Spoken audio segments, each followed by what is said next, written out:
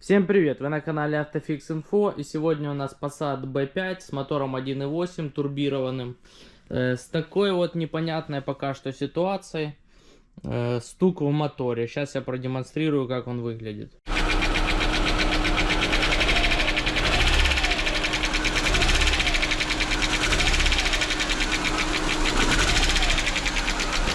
Ну что мы можем сказать, вот еще не разбирая. Мы слышим то, что это звук идет сверху двигателя, то есть с головки. Мы знаем проблемы этого мотора, проблемы с цепью распредвалов и так далее. Также мы слышим, что не работает один или же даже два цилиндра. А третий, там один не работает, а третий подключается, отключается. Все, вот какие-то догадки, они бесполезны, в них нет никакого смысла. Нужно вскрывать, и только так мы можем узнать, что именно с мотором. Для начала, чтобы пока еще не разбирать всю морду, так как тут в любой непонятной ситуации, чтобы что-то сделать, посмотреть метки и так далее, по классике нужно снимать тут всю морду. Первым делом приступаем к демонтажу крышки клапанов, и возможно мы хотя бы что-то уже увидим.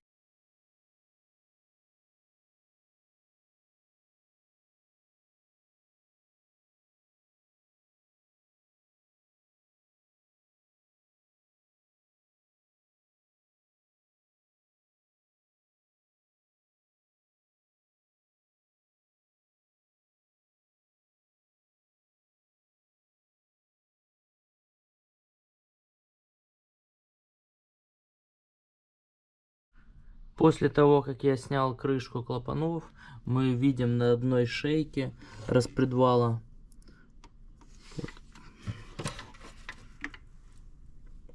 вот такую здоровую выработку, громадную. Вот этот кончик шейки полностью сожрала и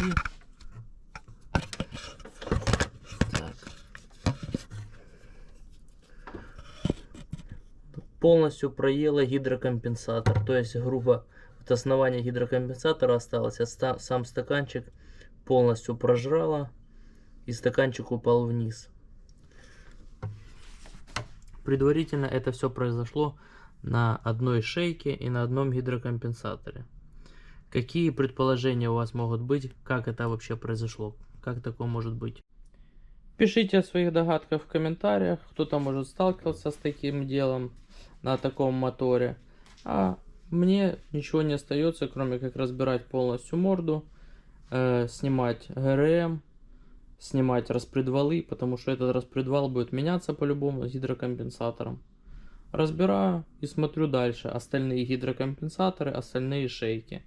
И также буду стараться заглянуть, что с клапаном, согнуло его, не согнуло. Такое интересное, конечно, событие произошло.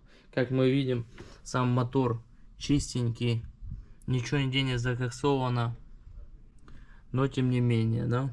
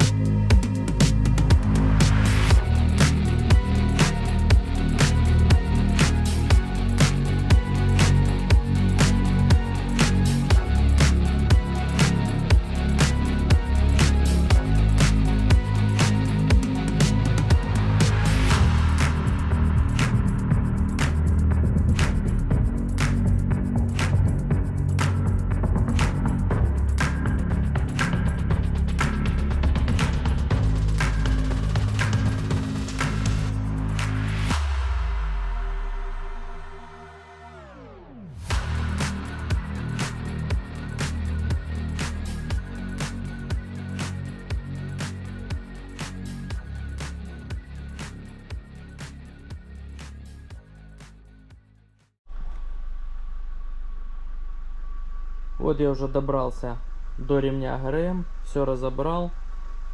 Сейчас выставляем верхнюю мертвую точку и приступаем к демонтажу распредвалов.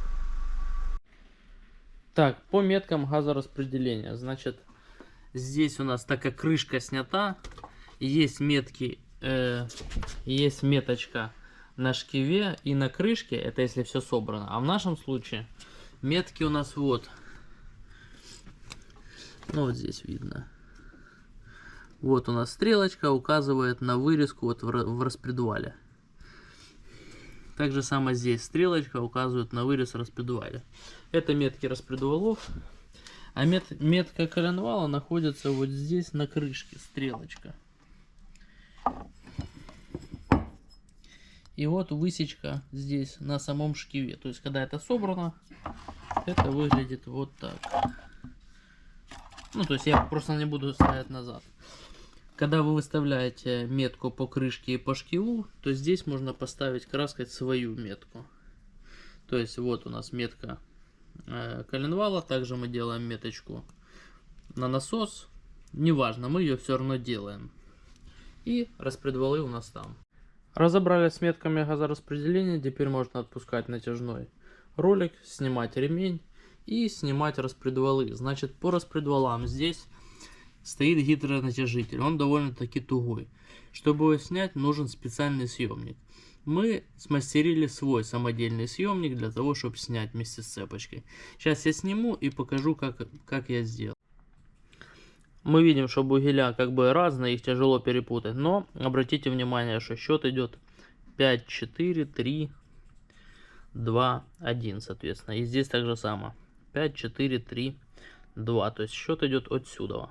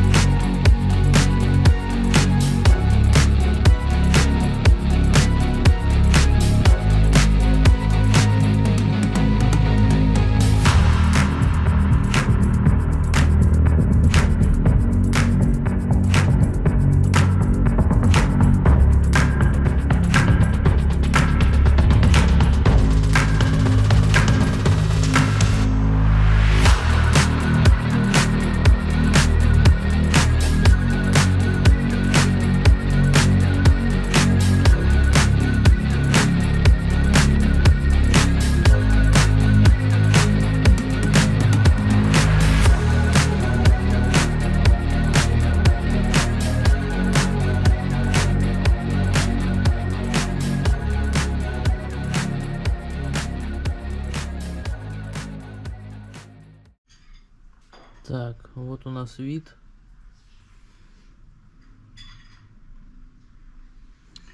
И вот наш гидрокомпенсатор. Или точнее то, что от него осталось.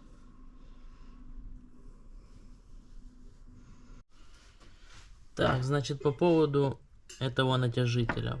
Вот такая шпилька. Резьба вкручивается сюда, тут есть резьба. И вот такую пластинку с металла сделал примерно. Вот так это выглядит. Ну, существуют съемники. Ее уже придумали, съемник нормально. Вот одна шейка, которую полностью сожрала.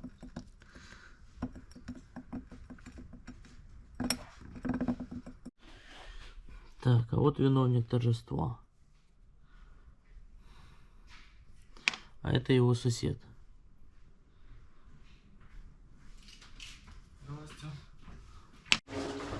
Устанавливаем новый распредвал и новый гидрокомпенсатор. Устанавливаем новый распредвал, новый гидрокомпенсатор. И собираем все назад. Так, потихонечку собираю все назад, затягиваю из нюансов. Первое, это без вот такого самодельного или же специального, скажем, да, съемника для натяжителя будет очень тяжело или же вообще нереально. И также из нюансов, когда собираете, не забываем чуть-чуть вот эти места сальника промазать герметиком. Все поставили назад, все затянули. Также смотрим, что меточки у нас здесь совпадают, уже на новом распредвале. И теперь устанавливаем назад ремень ГРМ.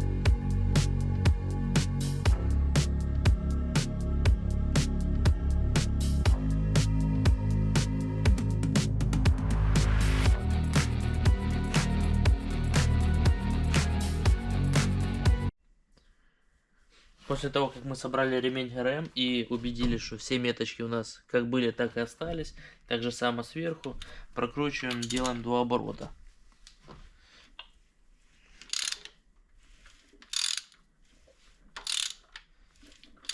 Раз.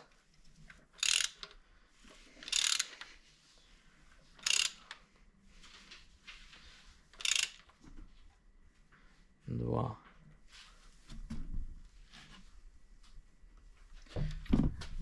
Сделали 2 оборота.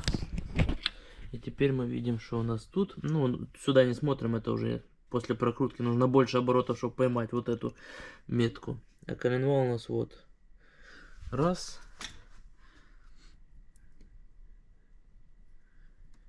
И тут все стало у нас на свои места. После этого собираем все назад. Собрал все назад, еще только осталось бампер накинуть, а так даже фары подсоединил, все. Запустил, она как троила, так и троит, но уже цокота нет. То есть она не закатит, но все равно троит. Я потерял сознание, потом через 20 минут, когда пришел в себя, начал думать, что может быть. Но неужели все-таки что-то с клапаном, либо его погнуло, либо он просел настолько сильно, и это все произошло из-за этого, а не из-за там усталости металла или гидрокомпенсатора. Но нет, оказалось катушка. Ну, помимо всего прочего, еще катушка. Сейчас поменял катушку, слава богу, все нормально. Запускай.